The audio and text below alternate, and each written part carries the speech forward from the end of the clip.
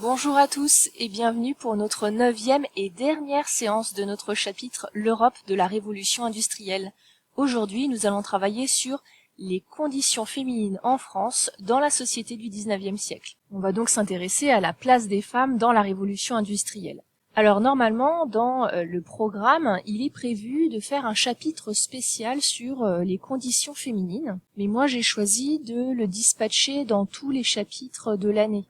C'est ce que je vous ai marqué ici. Vous avez dû vous rendre compte qu'on a travaillé sur les femmes dans l'Europe des Lumières, les femmes dans la Révolution. On va voir les femmes dans la Révolution industrielle et puis on verra les femmes dans le vote. Donc ça veut dire que ce chapitre-là, on n'a pas à le faire. Donc en résumé, il ne nous restera plus que 2 chapitres d'histoire à effectuer. Notre problématique du jour est la suivante. Quelle est la place des femmes dans une société qui change ? Et donc dans une première partie, on verra les femmes et le travail, comment les femmes intègrent le monde du travail. Puis ensuite, nous nous intéresserons aux femmes de la bourgeoisie et nous verrons quel est le mode de vie des femmes de la bourgeoisie. Commençons donc notre première partie sur les femmes au travail. Alors il s'agit surtout des femmes des classes populaires, bien entendu. Dans l'Europe du 19e siècle, transformée par l'industrialisation, les femmes sont présentes dans tous les secteurs du monde du travail. Dans les usines, comme dans les champs, dans la domesticité ou dans le commerce, partout. Elles continuent bien entendu leurs travaux dans les champs, pour ce qui est des paysannes.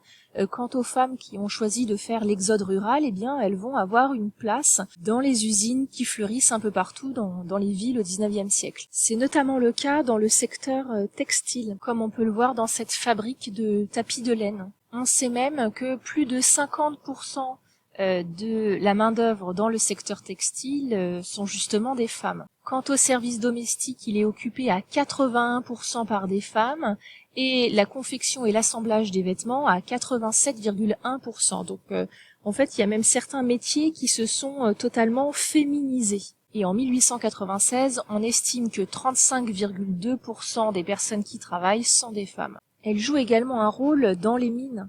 Si ce sont surtout les hommes qui travaillent au fond de la mine, c'est-à-dire dans les galeries souterraines pour extraire le charbon, les femmes, elles, sont souvent chargées du tri pour séparer la terre ou les cailloux du minerai, qui est une tâche moins pénible physiquement que les travaux de fond, mais qui reste un travail quand même relativement contraignant. Comme on l'a vu dans le diagramme, les femmes travaillent aussi surtout dans le domaine de la domesticité. Les bourgeois ont effectivement souvent des bonnes à leur service qui vont loger tout en haut des immeubles haussmanniens. On a gardé cette appellation puisqu'aujourd'hui, ces petites chambres que l'on trouve tout en haut des immeubles, on appelle ça des chambres de bonnes. Alors quel est le rôle d'une domestique dans un foyer bourgeois ? Pour le comprendre, nous allons lire le document 4, page 137 de votre manuel. À 6 heures te lèveras. Ta cuisine lavera dans tous les coins proprement. Au lycéen préparera le cacao et le vêtement. De l'appartement, tu nettoieras toutes les pièces minutieusement. À 10 heures, tu entendras un coup de sonnette régulièrement. C'est pour les ordres, tu te diras.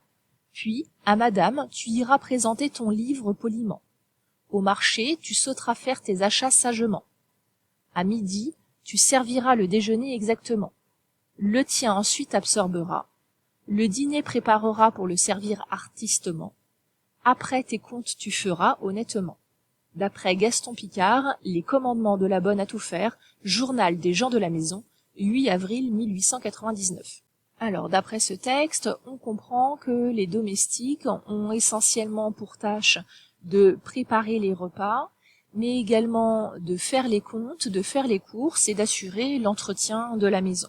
Les femmes en ville peuvent également avoir un autre type de travail qui est la demoiselle de magasin. C'est la vendeuse en fait, qui est un métier qui va essentiellement être occupé par des femmes. Donc elles sont là pour assurer le service face aux dames bourgeoises qui viennent faire des achats. Donc si on résume et qu'on regarde ce diagramme de la main-d'œuvre féminine selon les secteurs, on se rend compte qu'une grande part des femmes travaillent d'abord dans le domaine de l'agriculture, puis dans les services domestiques.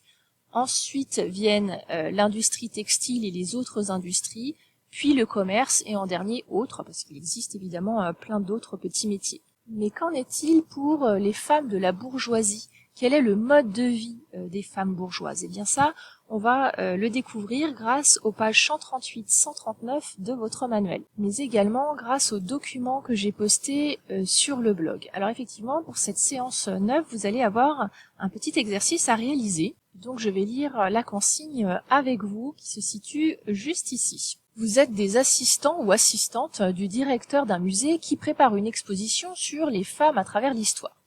Vous avez en charge l'organisation de la salle intitulée « Être une femme de la bourgeoisie au XIXe siècle », dans laquelle sont accrochées plusieurs œuvres. Vous devez alors réaliser un petit texte de présentation pour que les visiteurs comprennent quel est le mode de vie des femmes de la bourgeoisie au XIXe siècle.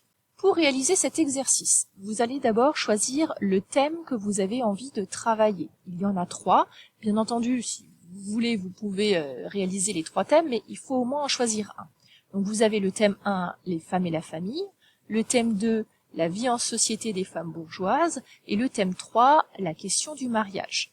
Puis, une fois que vous avez fait votre choix, vous lisez les documents concernant votre thème. Donc je vous les ai indiqués là, il y en a dans le manuel et sur le blog. Donc, par exemple, pour le thème 1, vous avez le document 2 et 5, page 138-139, et le doc A et B sur le blog. Donc, hop, le doc 2 et le doc 5, et sur le blog, vous avez le doc A et le doc B. Une fois que vous avez pris connaissance des documents, vous réalisez votre petit texte en vous aidant de la question associée à votre thème. Donc effectivement, sous chaque thème, j'ai mis une question centrale pour vous aiguiller.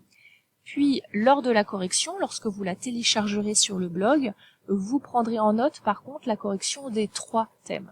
Il ne vous restera plus ensuite qu'à recopier la leçon partie cours. Vous êtes prêts pour cette dernière séance, bon travail!